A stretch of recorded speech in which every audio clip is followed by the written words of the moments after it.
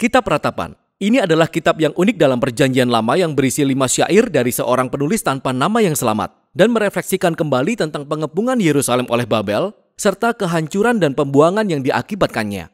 Ingat kisah selengkapnya di kitab 2 Raja-Raja. Jatuhnya Yerusalem ke dalam pembuangan merupakan bencana paling dahsyat dalam sejarah bangsa Israel sampai pada titik ini. Ingat bahwa Allah menjanjikan tanah perjanjian kepada Abraham. Allah memberi kemenangan kepada Daud supaya Yerusalem bisa dijadikan ibu kota Israel dan dari Daud akan datang garis keturunan para raja. Kita mendapati hadirat Tuhan di bait suci dan disitulah para imam menjalankan ritual penyembahan bangsa Israel. Dan 500 tahun setelah semua kisah ini, pada musim panas tahun 587 sebelum Masehi, Yerusalem jatuh ke tangan Babel. Semuanya hancur dan musnah. Jadi kitab Ratapan merupakan sebuah peringatan akan penderitaan dan kebingungan yang dialami bangsa Israel pasca kehancuran ini.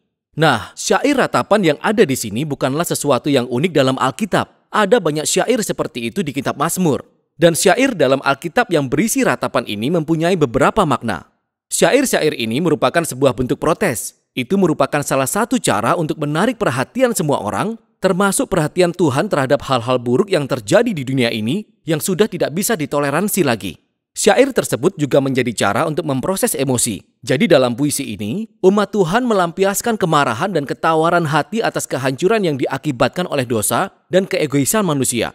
Dan syair-syair ini merupakan wadah untuk menyuarakan kebingungan. Penderitaan membuat kita mempertanyakan karakter dan janji Tuhan, dan tak satu pun dari syair-syair ini yang dipandang rendah di dalam Alkitab. Justru sebaliknya, syair Ratapan ini memberi martabat sakral pada penderitaan manusia. Dan oleh karena itu, kata-kata duka cita manusia yang ditujukan kepada Tuhan sekarang telah menjadi bagian dari firman Tuhan kepada umatnya. Susunan dari kelima syair ini sengaja dibuat demikian. Ini adalah bagian dari pesan yang ingin disampaikan oleh kitab ini. Jadi pasal 1-4 disebut akrostik, yang berarti syair alfabet. Tiap baris dari syair diawali dengan huruf baru dari abjad Ibrani yang terdiri dari 22 huruf. Nah, struktur ini sangat teratur dan linear. Struktur ini sangat berbeda dengan kekacauan penderitaan yang mendalam dan kesedihan yang membingungkan yang dieksplorasi dalam syair ini. Jadi ini seperti penderitaan Israel yang dieksplorasi dari A sampai Z, dan syair ini mencoba mengekspresikan sesuatu yang tidak bisa diekspresikan. Pasal 1 dan 2 masing-masing memiliki satu ayat per huruf yang membuat susunan keduanya terlihat mirip, namun topiknya sangat berbeda. Jadi pasal 1 berfokus pada kesedihan dan rasa malu dari seorang figur yang disebut Putri Sion. Penyair mengumpamakan kota Yerusalem sebagai seorang janda yang juga disebut Putri Sion. Dan dia sedang duduk sendirian, dia berduka atas kematian seseorang yang dikasihinya, hatinya hancur, tidak seorang pun yang bisa menghiburnya. Ini merupakan kiasan yang sangat kuat. Kemudian Putri Sion berbicara, dia berseru kepada Tuhan supaya Tuhan menaruh perhatian terhadap nasibnya. Melalui gambaran ini, penyair ingin menunjukkan bahwa kehancuran Yerusalem mengakibatkan trauma psikologis bagi umat Israel yang hanya bisa diekspresikan seperti proses pemakaman dan kematian orang yang sangat dikasihi. Pasal 2 berfokus pada kejatuhan Yerusalem dan bahwa itu merupakan konsekuensi dari dosa bangsa Israel yang mengakibatkan murka Tuhan. Dan itu adalah kata kunci dari syair ini. Nah, sangat penting untuk diingat bahwa di dalam Alkitab, murka Tuhan bukanlah kemarahan yang spontan yang meledak-ledak. Para penyair dan nabi-nabi dalam Alkitab memakai kata ini untuk berbicara tentang keadilan Tuhan. Jadi bangsa Israel telah memasuki ikatan perjanjian dengan Allah dan selama berabad-abad melanggarnya dengan menyembah Allah lain, melakukan ketidakadilan, menindas orang miskin, dan ya, Tuhan itu panjang sabar. Namun pada akhirnya ia menjadi marah terhadap kejahatan manusia. Dan ia akan menunjukkan amarahnya dalam bentuk penghukuman. Dalam kasus Yerusalem, Tuhan mengizinkan Babel untuk datang dan menaklukkan kota Yerusalem. Jadi puisi ini mengakui bahwa amarah Tuhan itu sangat beralasan. Namun, hal ini tidak menghentikan penyair untuk meratap dan memohon supaya Tuhan menunjukkan belas kasih-Nya sekali lagi. Pasal 3 tidak mengikuti pola susunan puisi dengan memiliki 3 ayat per abjad. Jadi ini adalah puisi terpanjang di kitab ini dan suaranya berasal dari seseorang yang kesepian dan menyuarakan penderitaan dan kesedihannya sebagai perwakilan dari semua orang.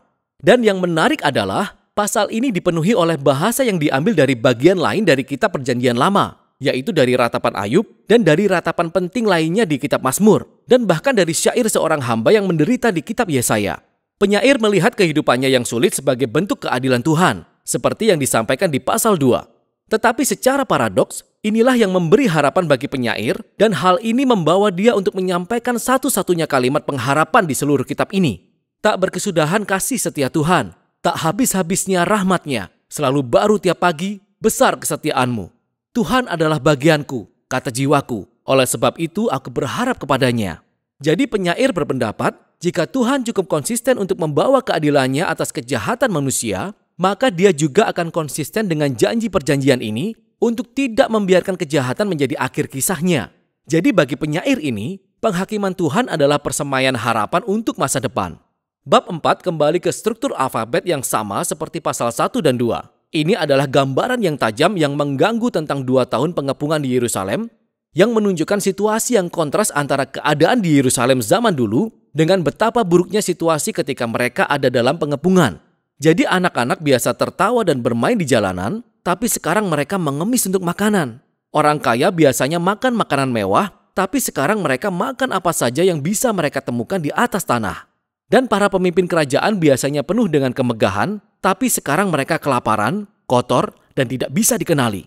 Dan raja yang diurapi dari garis keturunan Daud telah ditangkap dan dibawa pergi. Jadi kekuatan syair ini berasal dari kontradiksi yang mencengangkan ini. Dan syair ini menggali dalamnya penderitaan yang mereka datangkan atas diri mereka sendiri. Nah, syair yang terakhir sangat unik karena mematahkan pola susunannya.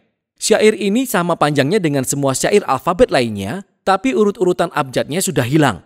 Sepertinya penyair tidak bisa menahan diri lagi dan kesedihannya meledak kembali dalam kekacauan. Syair ini merupakan doa bersama untuk meminta kemurahan Tuhan. Israel memohon supaya Tuhan tidak mengabaikan penderitaan mereka dan meninggalkan mereka. Dan syair ini memberikan daftar panjang dari orang-orang yang hancur akibat runtuhnya Yerusalem. Mereka meminta Tuhan untuk tidak melupakan orang-orang ini dan mereka meratap mewakili yang lain untuk menyuarakan penderitaan mereka. Penderitaan dalam keheningan sama sekali bukan ciri khas kitab ini. Umat Tuhan tidak diminta untuk menyangkal emosi mereka, tapi menyuarakan protes mereka untuk melampiaskan perasaan mereka dan mengungkapkan semuanya kepada Tuhan. Kitab ini diakhiri dengan semacam paradoks. Penyair mengakui bahwa Tuhan adalah Raja abadi dunia, namun keadaan bangsa Israel membuat mereka merasa tidak bisa menemukan Tuhan. Jadi kata-kata penutup kitab ini membiarkan ketegangan ini tetap tak terpecahkan. Kitab ini diakhiri dengan pertanyaan, apa engkau sudah membuang kami sama sekali? Dan selesai. Penyair tidak menawarkan kesimpulan yang baik dan indah. Sangat mirip dengan pengalaman kita dengan rasa sakit dan penderitaan. Kisah Alkitab tidak berakhir di sini. Tapi kitab yang sangat penting ini menunjukkan kepada kita bagaimana ratapan dan doa dan kesedihan merupakan bagian penting dari perjalanan iman umat Tuhan di dunia yang rusak ini. Dan itulah isi kitab ratapan.